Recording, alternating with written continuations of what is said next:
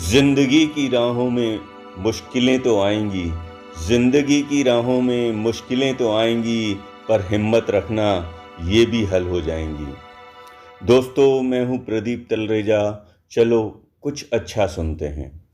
दोस्तों, समस्याएं, मुश्किलें तो हमारे जीवन का एक हिस्सा हैं, क्योंकि समस्याएं और मुश्किलें ही हमारे जीवन में हमें मेहनत करना और संघर्ष करना सिखाती हैं।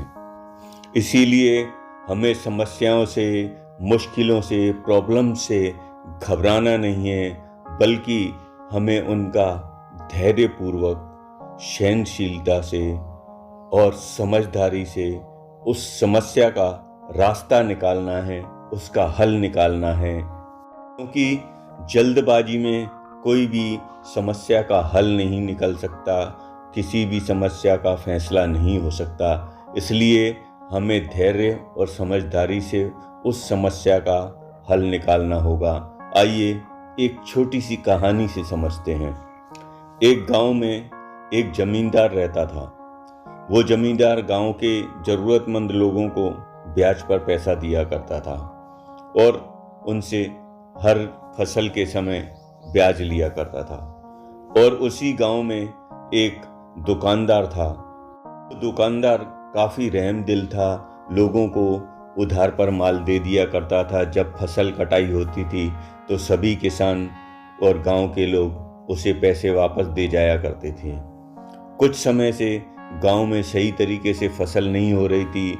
ऐसे करते करते 5 साल बीत गए और इन 5 सालों में किसानों के ऊपर दुकानदार का काफ़ी कर्जा चढ़ चुका था। लेकिन वो रहमदिल था, इसलिए सभी को उधार दे दिया करता था।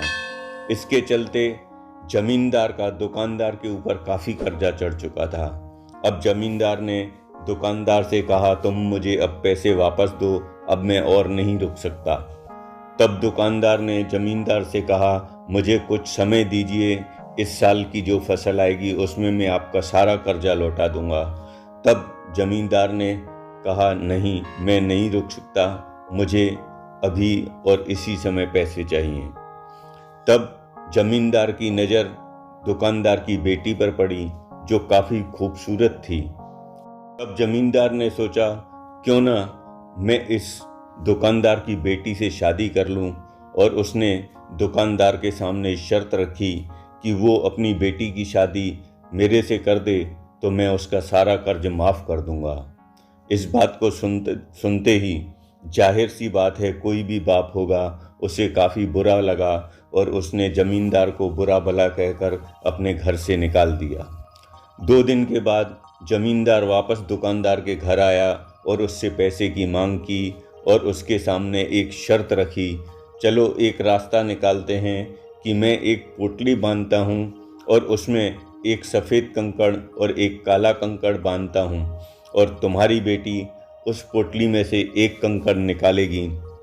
अगर वो सफ़ेद कंकड़ निकालेगी तो तुम्हारा पूरा कर्जा माफ़ और तुम्हारी बेटी को मुझसे शादी भी नहीं करनी पड़ेगी। अगर तुम्हारी बेटी ने काला कंकड़ निकाला तो तुम्हारा कर्जा तो माफ़ हो जाएगा, लेकिन तुम्हारी बेटी को मुझसे शादी करनी पड़ेगी। दूसरे दिन जमींदार उस व्यापारी के घर पहुंचा, जहां पर बरामदे में काफ़ी काले और सफ़ेद कंकड़ पड़े हुए थे और जमींदार ने उसमें से 2 कंकड़ उठाए और अपनी पोटली में डाल दिए। जब वो ऐसा कर रहा था तो दुकानदार की बेटी ने उसे देख लिया कि वो दोनों काले कंकड़ डाल रहा था उस पोटली में। अब उसने दुकानदार की बेटी से कहा कि उसमें से एक कंकड़ निकाले। अब बेटी के पास 3 विकल्प थे। पहला, पोटली में से कंकड़ निकालने से इनकार कर दे। दूसरा, दोनों कंकड़ निकालकर सूदखोर की पोल खोल दे। और तीसरा, यह जानते हुए भी पोटली में दोनों काले कंकड़ हैं तो चुनकर अपनी आज़ादी कुर्बान कर दे। आखिरकार बेटी ने पोटली में से कंकड़ निकाला और कोई कंकड़ देखे इससे पहले ही जानबूझकर वो कंकड़ नीचे गिरा दिया। वहाँ पर और भी काफ़ी कंकड़ पड़े थे, काले और सफ़ेद, तो वो कंकड़ उसमें मिक्स हो गया। अब बेटी बोली, मैं भी कितनी लापरवाह हूँ, एक कंकड़ भी सही ढंग से निकाल सकती।